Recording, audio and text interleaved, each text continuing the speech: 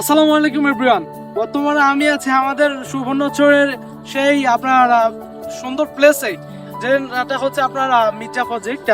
বর্তমানে আমার স্থানগত হচ্ছে আমি মির্জা প্রজেক্টের লেগে আছি। দেখতে পাচ্ছেন বর্তমানে এত সুন্দর বাতাস আর হচ্ছে এত সুন্দর আবহাওয়ার মধ্যে আমি আসছি, বসে ছিলাম অনেকক্ষণ।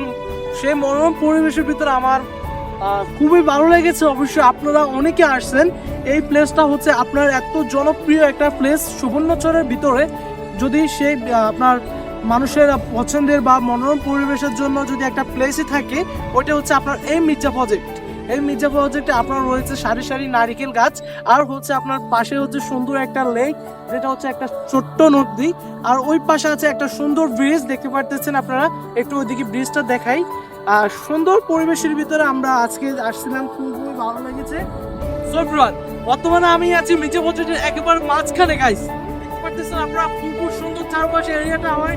আমি মূলত এই মির্জা প্রজেক্টের মাঝখানে যে এরিয়াটা আছে, আমি ওই প্লেসে এখন বর্তমানে দাঁড়িয়ে আছি। দেখতে পাচ্ছেন খুব সুন্দর গাইস চারপাশ। এটা হচ্ছে আপনার মির্জা প্রজেক্টের চারপাশ।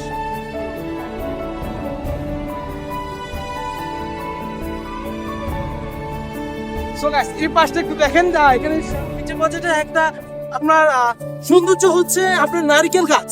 এই নারিকেল গাছগুলো সারি সারি থাকার কারণে প্লেসটা আপনার খুবই জনপ্রিয়। কারণ হচ্ছে এই জায়গার মতো নারিকেল গাছ আর কোনো জায়গায় নাই।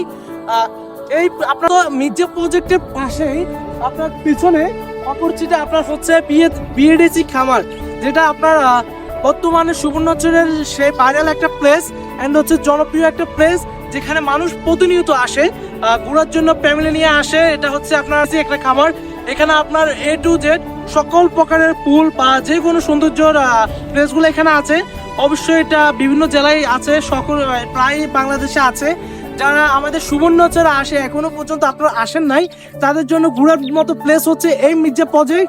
আর হচ্ছে আমাদের সেই নোয়াখালীতে আপনার ঐতিহ্যবাহী একটা জায়গা, সেটা হচ্ছে আপনার চেয়ারম্যান ঘাট, যেটা সুবর্ণচরের পুরো নোয়াখালীর ভিতরে একটা বিখ্যাত প্লেস।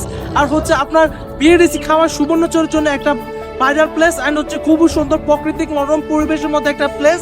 তাদের ওই প্লেসে আপনি গেলে গাইস অবশ্যই আপনার হৃদয় মন সবগুলো জুড়ে যাবে, কারণ হচ্ছে ওই প্লেসটা এত সুন্দর, মানে বলার বাহিরে।